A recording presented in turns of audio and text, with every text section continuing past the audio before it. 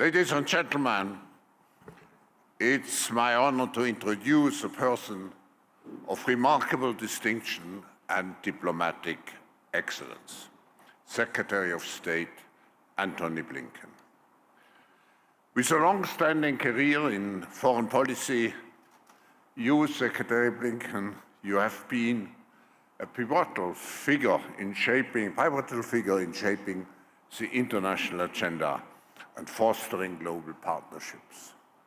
Your deep commitment to promoting democracy, human rights, and global stability underscore your exceptional role in contemporary geopolitics. We know that you enjoy, in addition to diplomacy, many other things, and maybe next time we invite you as a cultural leader to Davos.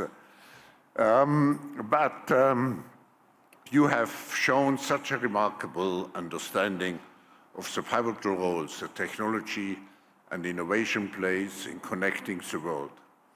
And of course, the private sector plays a very essential role in this process.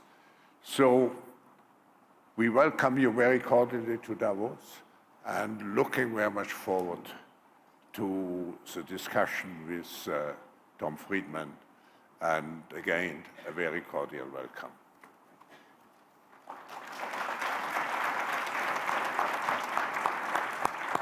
Klaus, thank you. And Mr. Secretary, it's great to be with you here this morning. I want to begin with a real black and white contrast in the morning news, reading the papers. On one side, you read about the power these days, Mr. Secretary, of these small units, Houthis, who can disrupt global shipping. Hamas, on day 105 of the war, still firing rockets at Israel.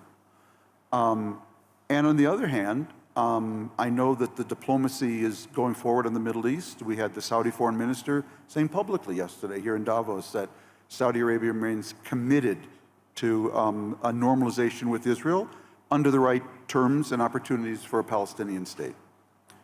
Talk to me about the tension between those two trends now unfolding. Well, Tom, first of all, it's wonderful to be with you, to be with everyone here today. And Klaus, thank you for your incredibly warm and generous words. Look, on one level, Tom, what we're seeing and what you've seen and written about for a long time is the evolution of something that's been in the works for quite a while, which is with the advent and the democratization of technology, information technology, you have super-empowered groups, super-empowered entities that can make an extraordinary amount of trouble for nation states and others. And we're seeing that. But I think we're also seeing something else. And if you look hard enough, you can really see it. And it's a different equation that answers the profound needs of virtually everyone in the region, starting with Israel and starting with its age-old quest for genuine security. And it's this.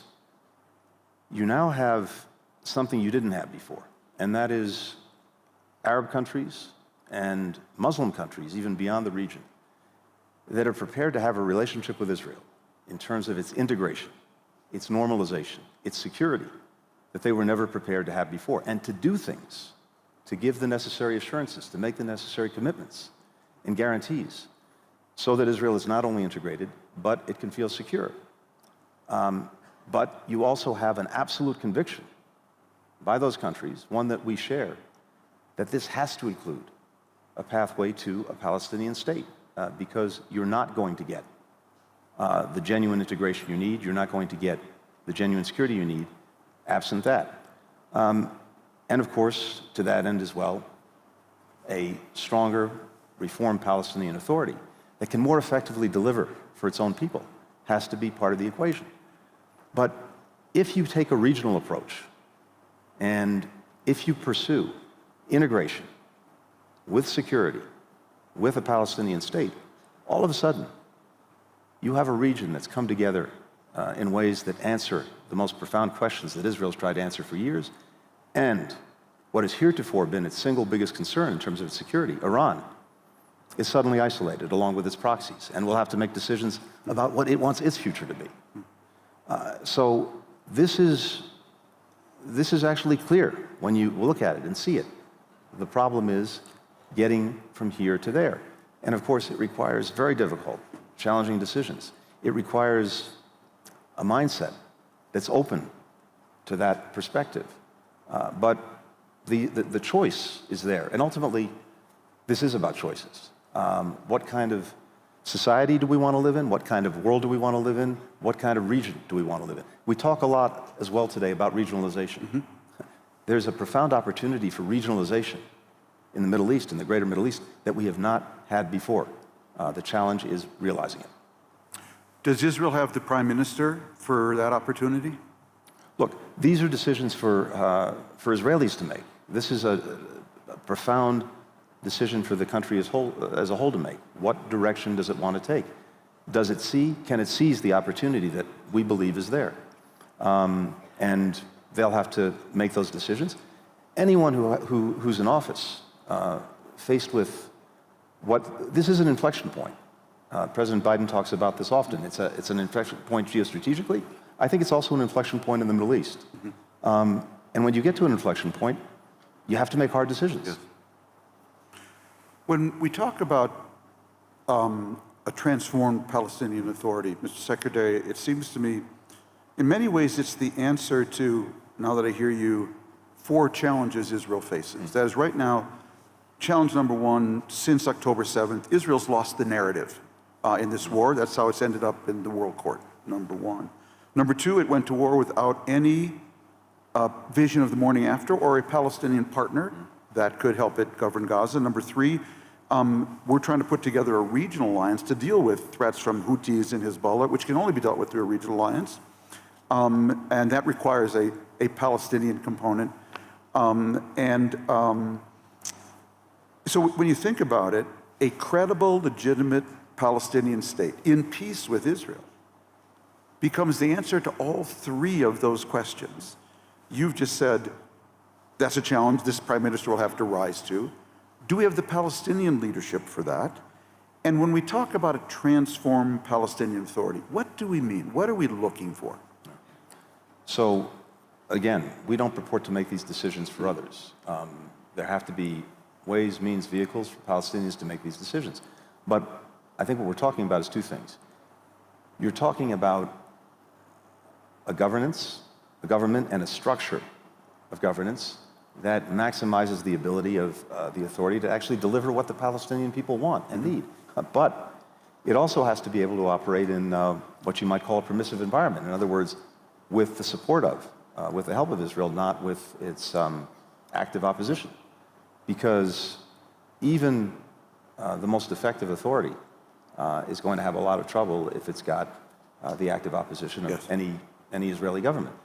But I think it's also clear from conversations that are going on now that the Palestinians are looking very hard at how they can come up with a more effective governance that can actually deliver what people want. Some of what needs to be delivered is the basic function of government services. No corruption, transparency in the way government is pursued. There are also things that people want that they can't on their own deliver absent a partnership with Israel. So that has to be part of the equation as well. When we think of the time frame for this playing out, if we can get here, Mr. Secretary, are we talking 1, 2, 3 years? Are we talking a 10-year process? How do you envisage it?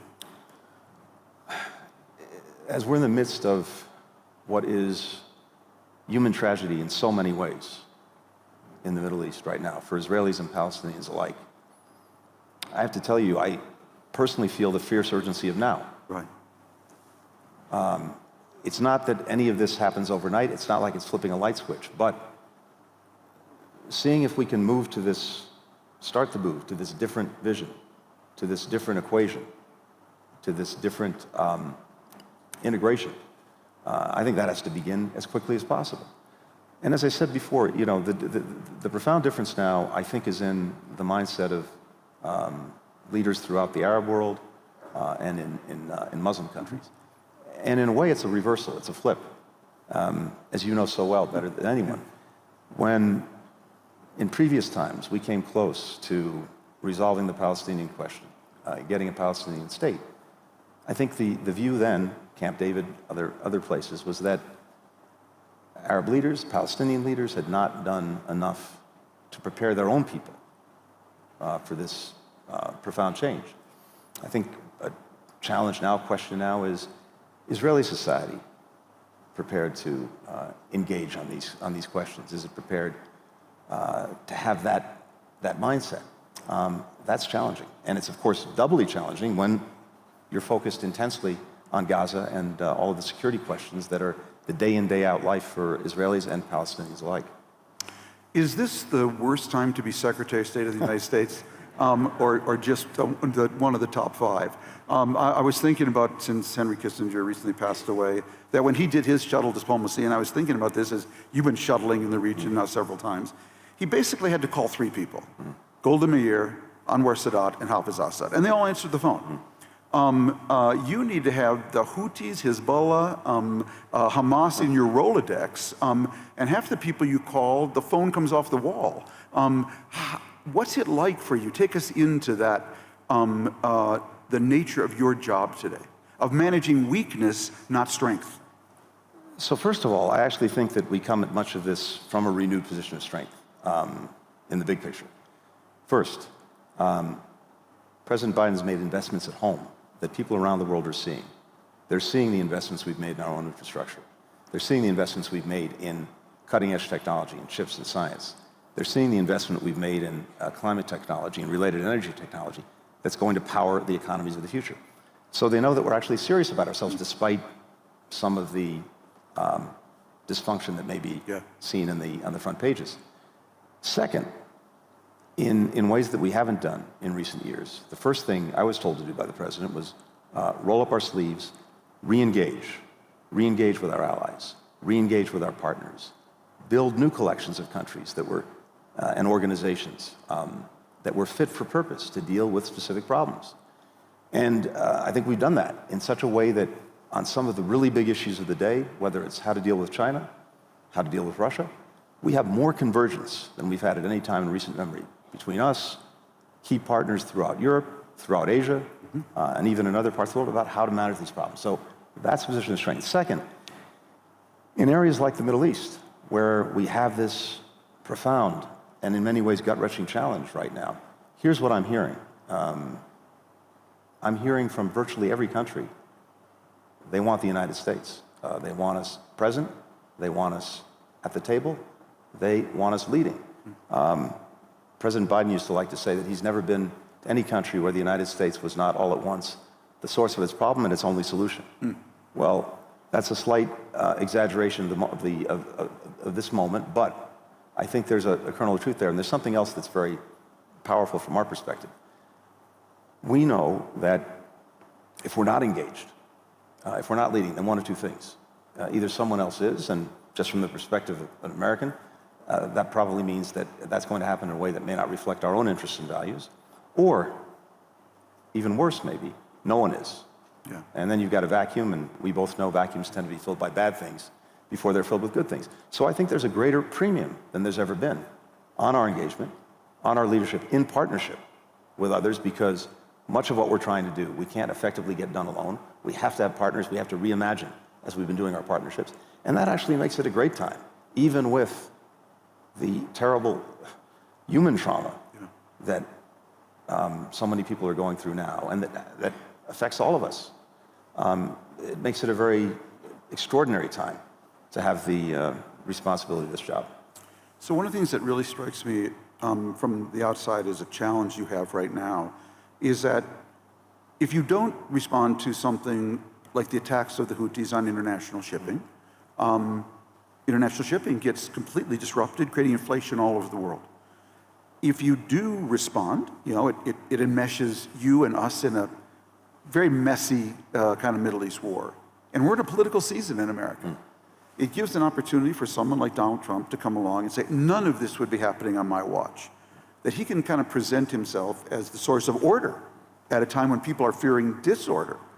But you obviously have to engage with this, right now. So two questions. One, I'm interested in your response to that generally. I'm not trying to drag you into politics. I know there's a limit to what you can do. But at the same time, when I hear Trump say that, I'm always reminded of him tearing up the Iran nuclear deal. And on a 1 to 10 scale, 10 being incredibly stupid and 1 being okay, how is that not one of the 10 most stupid things the United States has done in the 21st century? Tom, I'm glad that wasn't a rhetorical question.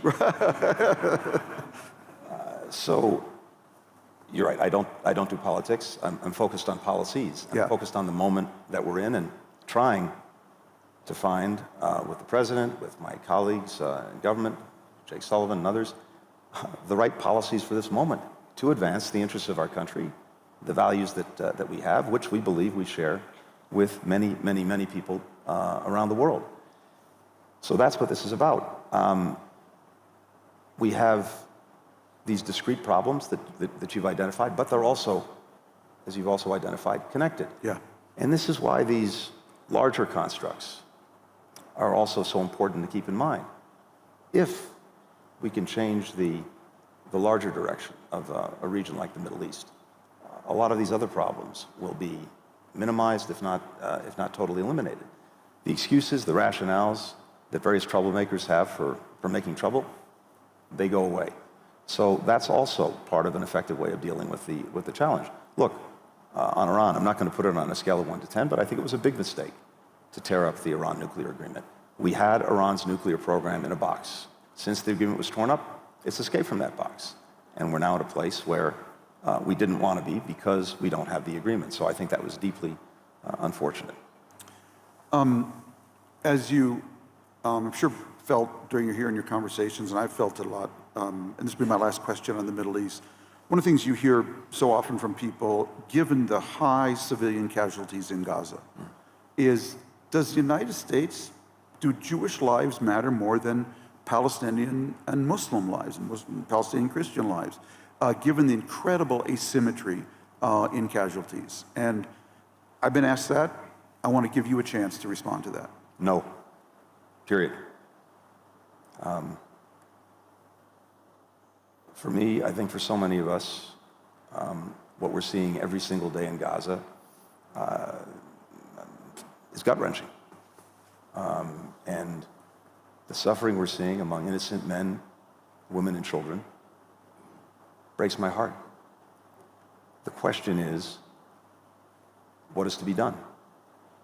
We've made judgments about how we thought we could be most effective in trying to shape this in ways to get more humanitarian assistance to people, to get better protections and minimize civilian casualties.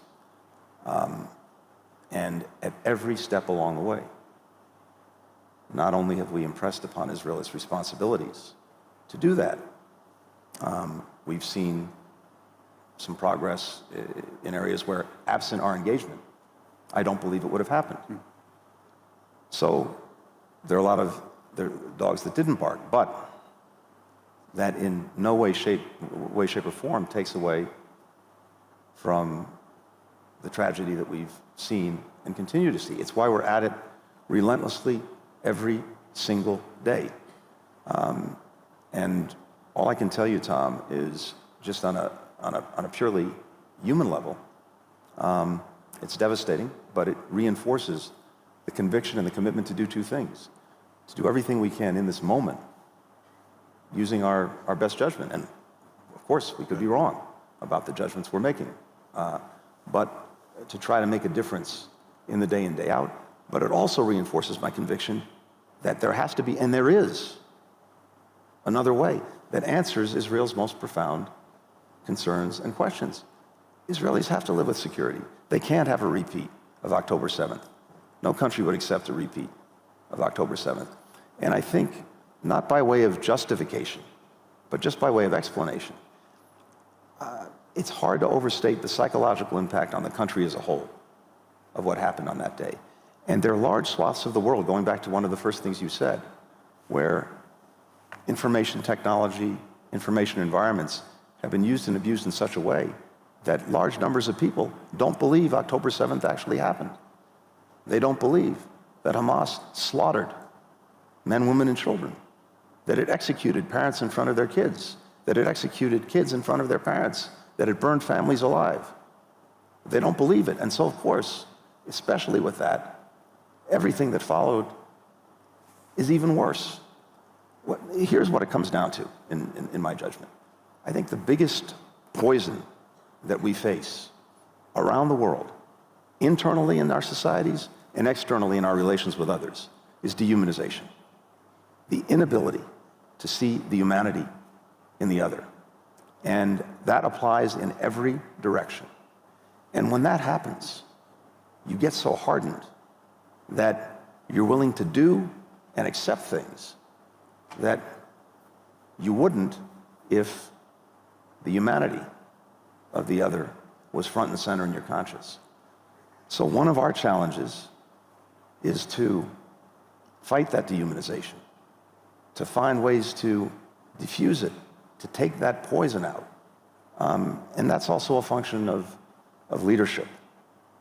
We need leaders around the world who see that, understand that, and are prepared to act on that. Thank you. When I want to segue to Ukraine here a little bit, if we could, but tie them together. You know, Mr. Secretary, when people ask me what sort of happened in the last year, the way I see it is that Ukraine was trying to join the West, and Israel was trying to join the East through normalization with Saudi Arabia. Russia stopped the first, and Iran and Hamas stopped the second. Do you think that's correct, generally speaking? And why is Ukraine joining the EU, which for me is just hugely important? Why is Ukraine joining the West so important, as important as you've already described Israel joining the East? Well, look, I think I like that equation. But fundamentally, why is it so important for Ukraine? Because it's what its people want. Mm-hmm. And this was the aspiration that they had that was interrupted in 2014. Remember, that's what the Maidan was all about. It was about people coming out into the streets, peacefully protesting, because a government beholden to Moscow had reversed course on the path that Ukraine was taking to association with the European Union and ultimately membership. That reflected the will, the desire of the Ukrainian people. One of the tragedies is that was not at all incompatible with maintaining close ties to Russia, cultural, economic, and other. Those ties now have been obliterated because of Russia's aggression. Back in 2014, if you looked at polling, Russia was broadly popular in Ukraine. The desire for Ukraine to join NATO was maybe 25%.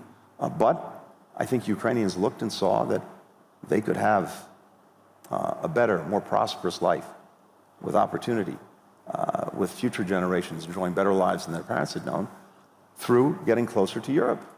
And when that was disrupted, that's what unleashed the chain of events that bring us to today. So it's about fulfilling their own aspirations. Bring us up to date, therefore, on the diplomacy. Ukraine's military chief of staff, I believe, said we're in a stalemate. I know the President Zelensky has argued otherwise, but it doesn't seem like there's much movement on the ground. Yet it feels from the outside that neither party is ready or willing or even interested in talking about a negotiated settlement. How does it look like to you? What's going on there? So first, I think it's really important to put this in perspective. Because when you step back, what you see is this. Putin has already failed in what he set out to do. He set out to erase Ukraine from the map, to eliminate its independence, to subsume it into Russia. That has failed, and it cannot and will not succeed. Second, Ukraine has not only stood up to the aggression. Over the past year, it took back more than 50% of the territory that had been taken from it in February of 2022. The last part of the last year has been challenging, but even then, something that got little notice. What Ukraine managed to do in the Black Sea, opening it up, pushing the Russian Navy back, and starting to get grain out to the world. It's been the breadbasket of the world. It's gone back to that as a result of actions it's taken. And the other thing that I think is less visible is that Ukraine has been a profound strategic failure for Vladimir Putin and for Russia. In so many ways, Putin has precipitated virtually everything he sought to prevent. You now have a Russia that overall is weaker militarily, it's weaker economically, it's weaker diplomatically. Europe has severed its energy dependence on Russia. Ukrainians are more united than they've ever been. The NATO alliance is stronger, it's larger, and it will get larger still in the weeks ahead. So stepping back, the strategic picture looks, I think, very different than maybe the day in, day out picture as you see the challenges on the battlefield.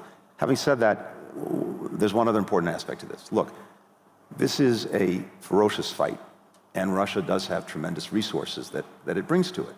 And Putin continues to be willing to put his young men into a meat grinder of his own making to try to advance his interests.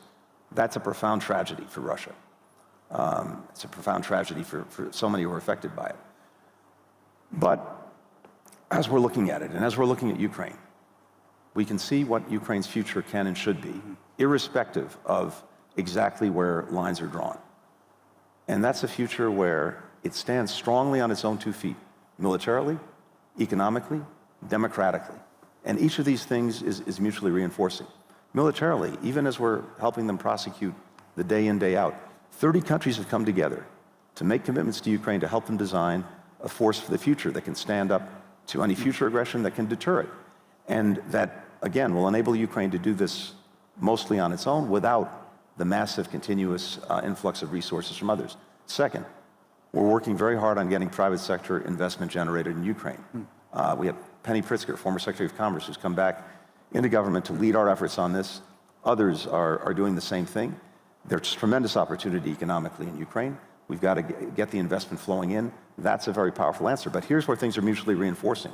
First, the military piece reinforces the investment because you do need to protect the areas where you're making investments. Things like air defenses really matter.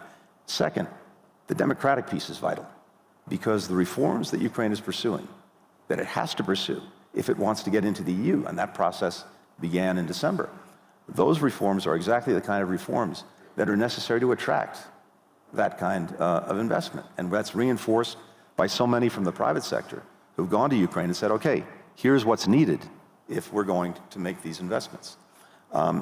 That process starts to take on a life of its own with a push from us, dozens of other countries, but then Ukraine can be off and running. It doesn't require all of us to make the same kinds of emergency investments that we've had to make over the last couple of years. It's the best single possible answer to Vladimir Putin. It's the best rebuke to his aggression. Are we anywhere near any kind of negotiation, though, for a stable long-term ceasefire? Look, in this moment, I don't see it. We're always open to it, attentive to it, because more than anyone else, the Ukrainian people want this. But there has to be a willingness on the part of Russia to engage, to negotiate in good faith based on the basic principles that have been challenged by its aggression. Territorial integrity, sovereignty, independence. If and when Russia is prepared to negotiate on that basis, it will find Ukrainians who want to do that, and it will certainly find support from the United States in doing that, and many other countries. No one wanted this, and in fact, we tried to prevent it. We saw it was coming.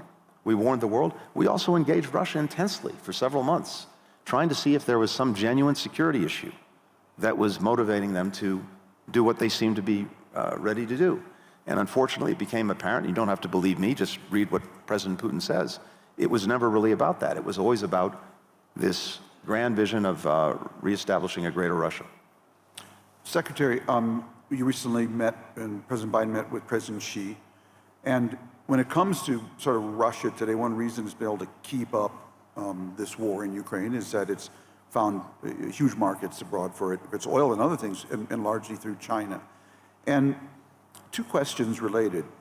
Is there a possibility of a Biden to Beijing kind of move where we separate China from Russia in a way that we did during the Cold War? And do you, when you're engaging with Xi on these issues in Russia, do you ever say to him, Russia's a loser? Why are you hanging out with this loser?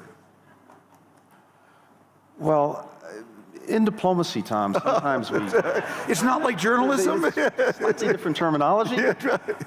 No, and I'm not commenting specifically on what you just said. You know, occasionally you see collections of countries coming together, and it reminds you of the famous bar scene in Star Wars, not necessarily something you want to be part of. Yes, yeah. But let me say this first. For us, as for so many countries, the relationship with China is among the most complex and the most consequential that we have. And as I was saying earlier, we're now in a position where we're approaching that relationship from a position of much greater strength than we were in the past. Yeah. Because we've made investments at home, because we've re-energized and in many ways reimagined our alliances and partnerships abroad. And the convergence that we have with other countries on how to approach the complexities of dealing with China is much greater than it was.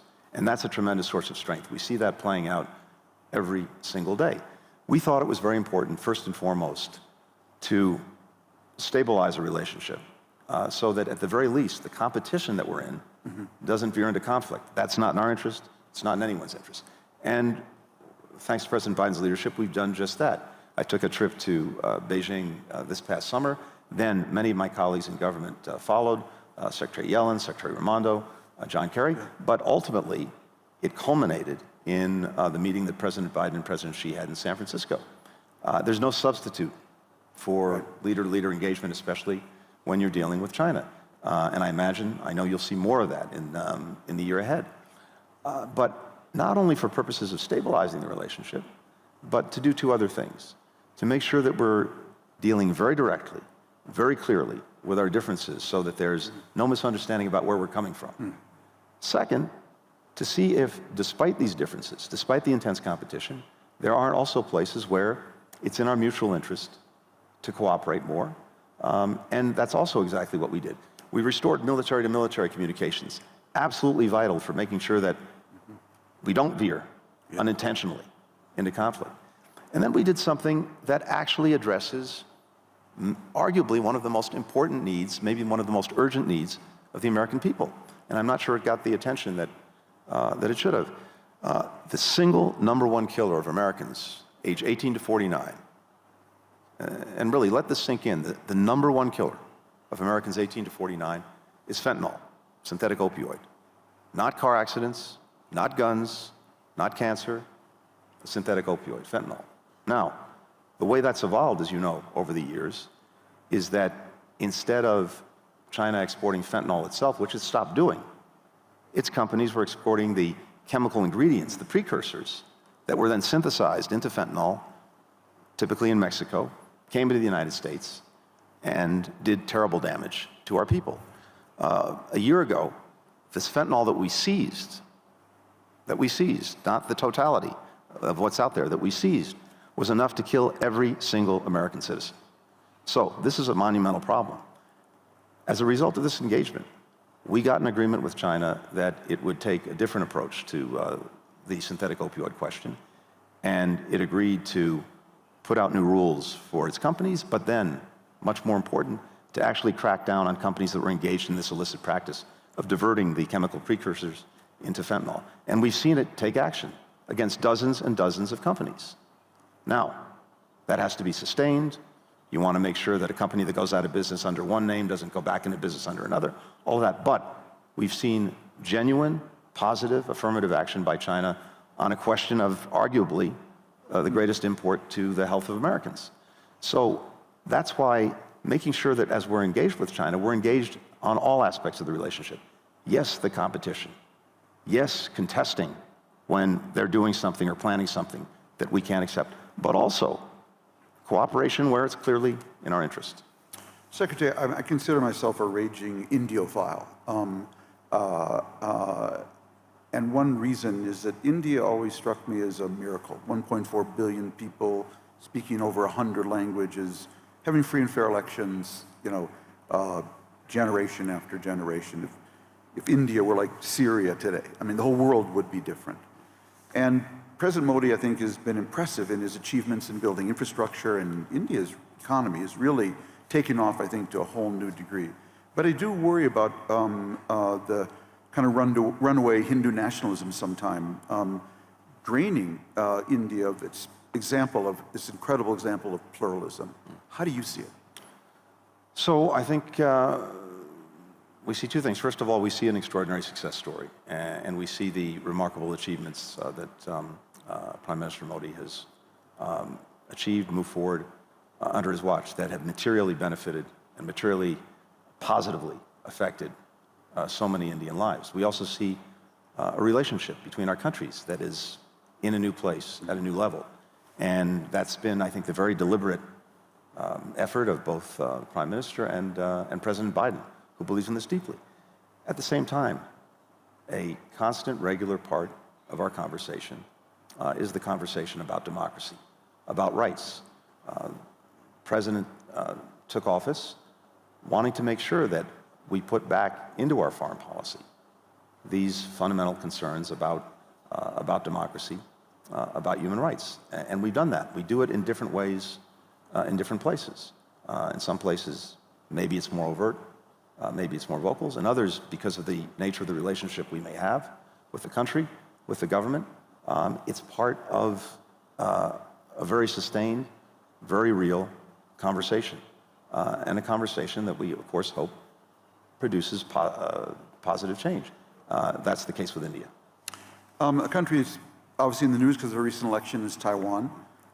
Taiwan's one of my favorite countries. You know, a barren rock in a typhoon-laden sea that, has, amassed these incredible reserves, the world's best chip company. So much has changed there, Mr. Secretary, over the 40 years I've been visiting. There's just one thing that hasn't changed, and it's geography. It's still a tiny island off mainland China, and people who forget their geography sometimes get in trouble. And that wrestling inside Taiwan over that, we see in every election, including the last one. How do you see the results of the last election? Because there was a certain balanced result with the KMT, I think, maintaining the majority in the parliament, the DPP winning the presidency. How do you see it, and how do you hope the US Congress responds to it? Well, I think what we see in Taiwan on one level is very straightforward. We see a very powerful affirmation of democracy, something that we congratulated the people of Taiwan for, and something that's been consistent now over many years. And that's the most important thing. Look, our fundamental interest, the fundamental interest of countries around the world, is to make sure that peace and stability is maintained at Taiwan Strait, that any differences between Beijing and Taiwan are resolved peacefully, and that actually one of the hallmarks of success of the relationship between the United States and China since the establishment of diplomatic relations has actually been the management of the Taiwan issue. And the premium that we've had has been maintaining the status quo, allowing people on Taiwan to know ever better lives and to be remarkable contributors to the global commons, which they are, but to maintain the status quo and for neither side to take steps that would in any way disrupt it, especially when it comes to the use of force. That's not only our position, that's the position of country after country around the world. And there's one very practical reason for it, and it's something you alluded to. 50% of global commerce goes through that strait every single day. If that were to be disrupted, it would affect the entire planet. And it's about the last thing we need, especially coming back from COVID. Second, again, to state the obvious to everyone, semiconductors and the manufacturing capacity that Taiwan has, that affects every person in this room and almost every person around the room, from the smartphone you carry in your pocket, to your dishwasher, to your automobile, to everything else. So small as it is, by its geography and by its extraordinary ingenuity, Taiwan plays an outsized role in the world. That's why so many countries have a stake in preserving peace, in preserving stability. And again, it's not just us saying this to Beijing, it's country after country. They say it in different ways, some more quietly than others, but everyone has the same interest. I want to close, Mr. Secretary, with a more personal question. Your predecessor, Dean Acheson, wrote a book, Present at the Creation. And when I think of the time of your holding this job, I think of it as an age of amplification, acceleration, and democratization. Never have more people had access to tools that amplify their power at a steadily accelerating rate and being democratized to more people. You've been around diplomacy a lot now, 2 administrations. What surprised you most in this job in the last 3+ years? Things that you didn't see despite all you'd been doing before. What's going to be the title of Tony Blinken's book? The best laid plans? I don't know. Look, I think, Tom, to your point, and I've been doing this for 30 years professionally, and I can't think of a time when there's been both a greater multiplicity and greater complexity of the challenges that we're dealing with. So it's real, and again, the spread of sources of power, the democratization of information technology, of technology more broadly, as we were saying at the very outset of this conversation, has empowered groups, empowered individuals in ways that was not the case a few generations ago, and has made life a lot more challenging for the nation state. But having said that, even as we're in moments where it just seems like you've got some darkness, there are powerful, powerful beams of light that you can see for the way things can, should, and I believe will be better, different, and we talked about one of them. You can see a very different future for the Middle East that finally answers challenges that have afflicted it, and as a result afflicted much of the world for generations. You can see through the power of technology so much good that is possible in solving fundamental problems. We did a session on the margins of the UN General Assembly on AI and the Sustainable Development Goals, and how you can use artificial intelligence to actually accelerate those goals, which, as many of you know, have stalled out a bit. And the excitement was almost palpable. And what's really interesting to me is if you look at some of the polling, and if you actually have conversations with people, the people most excited about the positive potential of AI tend to be in the great global majority in the world. They know the difference that it and other technologies, when harnessed and marshaled in a smart way, can mean for putting more food on the table, for creating greater opportunity, for solving climate change, for dealing with energy needs. All of that is there. And one of the things that is challenging is that you get headlines every day that, of course, are focused on the really hard things. All of the good that's actually happening, that's moving forward step by step, you tend to either not see it or discount it. But as I'm going around the world, I see as much or not more than that. And look, for the United States, it's again a very basic proposition. President Biden believes strongly, as I said before, that when we're engaged, when we're leading, we can help move the ball forward. But what is different is this. The flip side of that leadership coin is the cooperation coin. We know that virtually none of the problems that we want to address for our own people can be done in isolation. We can't do it on our own. We have to have partnerships, but they have to be reimagined. It's, yes, our traditional alliances and partnerships, but also building new ones, as I said, that are fit for specific purposes, bringing together collections of countries, the private sector, NGOs, other actors, all of whom have an interest and maybe some special capacity to solve the problem. I like to refer to it as variable geometry, and that's what we've been doing. We've been putting these different pieces together. And I think when you emerge from the immediacy of this moment, 5 years, 10 years, a lot of that variable geometry will be much more visible. But more than that, it will produce positive results. That's what motivates me. So I'm motivated by that because I really see it and feel it. And when it comes to the hard things, I think Churchill said, when you're going through hell, keep going. Mr. Secretary, I have a simple criteria for interviews. Was it interesting and did it make news?